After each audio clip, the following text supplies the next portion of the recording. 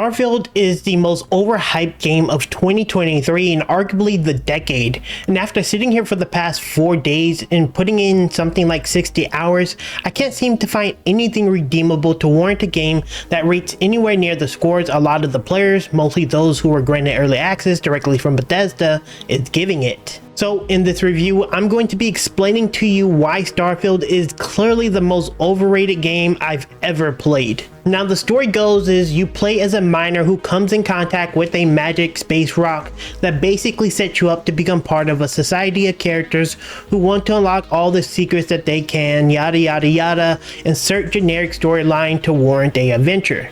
You have a generic cast of characters who tries to be interesting and all have their own individual personalities that, in my opinion, fall short of being anything unique or average for 2023 standards. Like most systems in this game, I found the character development of all the companions to be as if it was designed and made from a studio still making a game in 2011. Yeah, it's a pretty large step up from Skyrim, but again, for 2023 standards, I think the storyline is comparable to that of some decent indie game studios stories. And if I'm being 100% honest, I actually struggled to stay awake following the story on launch date of this brand new title. Now, I will say the side quest does get a lot better when it comes to the narrative aspect of the game, but ultimately the writing of like 95% of what I've seen has been mostly uninteresting. And unless you still play games like Skyrim as your main source of like narrative focused gameplay, I couldn't imagine thinking this was good for the standards of a Bethesda game that has been in development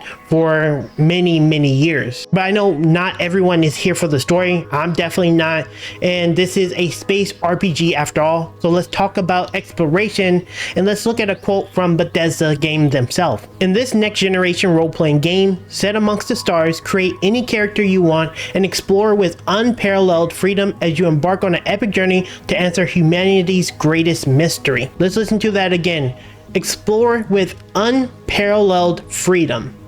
This is not me putting words in their mouth. This is on their $100 premium edition for Starfield. With that on the box, I'm expecting them to deliver one of, if not the best exploration with unparalleled freedom. Now, I don't have to sit here and act like we don't know what the exploration is when it comes to Starfield. Out in outer space, it's a very small playable zone with planet backgrounds, and the only real space travel is from going into menus after menus and loading screens. There is no space exploration and there's no reason to be in space in this game.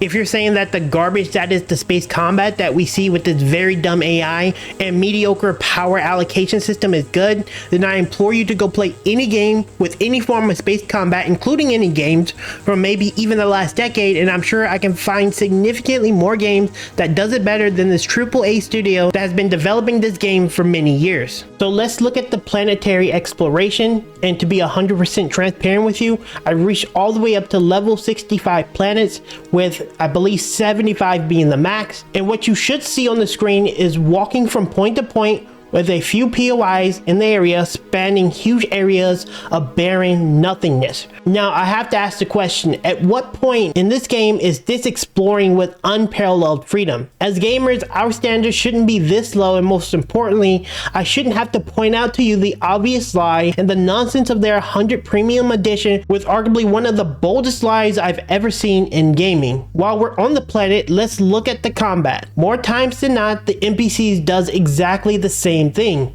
They hide behind cover, poke out, get shot, engage with zero sense, and a lot of times just walk in and open and get hit. Now, I'm gonna be honest, I am not impressed that a AAA studio can program basic shooting into a game.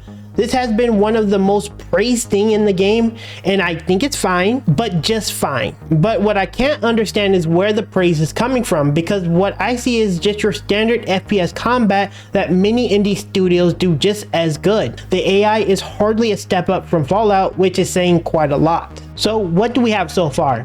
A mediocre story with somewhat interesting side quests and characters, unparalleled exploration with no space exploration to be seen, barren planet track meets to POIs, and an average combat system that any indie game in the modern era can deliver on. Oh, and those POIs I keep bringing up, I've seen them copy and paste it multiple times in my playthrough. so many times that I can beeline to all the loot locations as everything is exactly the same. What's so disappointing is I would have been happy with 100 planets that was more condensed with things to do rather than 1,000 barren planets with like 10% life. Yes, Todd Howard said that the game would be 90% barren, and you know what? He was telling the truth. I was actually surprised that he was willing to admit this, and even more so surprised that the people who were watching this was given so much undying praise when he said that the planets will be 90% barren. Now I want you guys to really sit here and let that sink in while you're running your 700-meter sprint to your next POI. The standard this game is setting so far is scary to me as a gamer, because I feel like any average thing that this game does is being praised as something amazing. And while we're talking about mediocre things being praised, I can't quite wrap my head around the huge fuss with the idea of the game being the least buggiest Bethesda game. In what reality is a game being the least buggiest thing a studio has made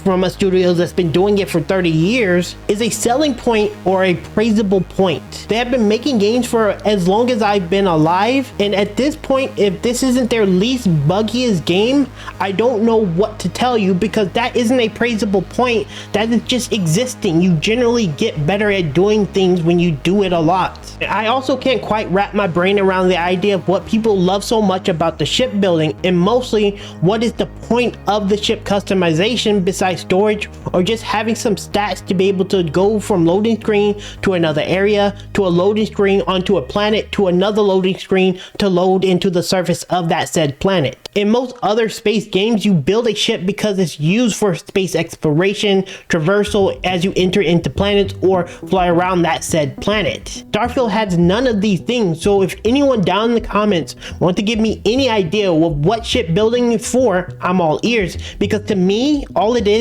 a glorified housing system without the many good things that come with a proper housing system. Finally, I do want to talk about the RPG elements, because for me, some of the elements in this is what I would call close to being redeemable for this game, and I mean some. First off, we have the conversations, persuasions, the backstories, that kind of stuff. One of the side quests that this actually came in handy was when, and this is a spoiler, I accidentally stole something and I was basically delivered to the police, and then they were like asking me to infiltrate some like red crimson something. I don't know exactly, because I skipped a lot of the dialogue because it was boring, in exchange for not being held there for a long time and getting a heftier fine. This was, in my opinion, admittedly one of the few things in the game thus far that I felt something close to interested in, as I kind of just wanted to go back and kill the corrupt guy. Yes, in this situation, it did change the story, but in my opinion, this is a very seldom thing in the game. More times than not, most decisions and interactions are negligible. They, in most cases, have no impact on the gameplay, and it's very underwhelming. So for me, the social systems, the persuasion, all these things are just mediocre afterthoughts that really doesn't do anything for like 99% of the game. This kind of extends to the trait tree, because the trait tree is a mixed bag in my opinion. On one hand, the things that they give you like extra HP or regeneration is good. I think those are really good traits.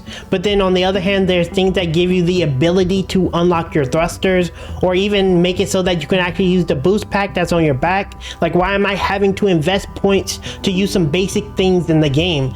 To me, it feels like a good portion of the traits in the game are just things that should be usable at the start, but was made into a trait to like artificially give you a reason to invest points and not be inconvenienced. There are so many things like this in the game that makes the RPG elements feel like not impactful, and for the most part just not good. And because of all those things I just laid out, this is why I honestly not seeing anything other than this game being just overhyped. Now, I can do this all day and tell you about all the things that is just so average in this game, but I think you get the point.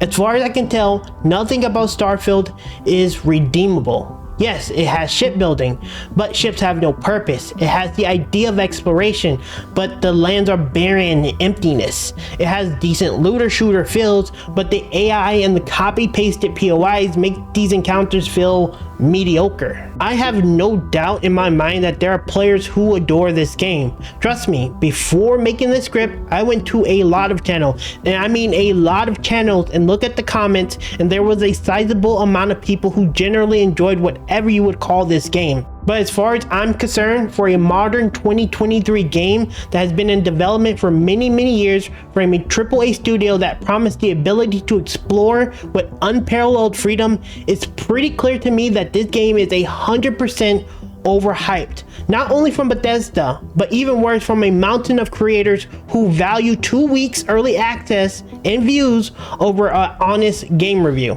I'm only one small creator and my influence will only go so far, but there are going to be a lot of angry players who's going to feel duped by their trusted creators who were shilling for Starfield.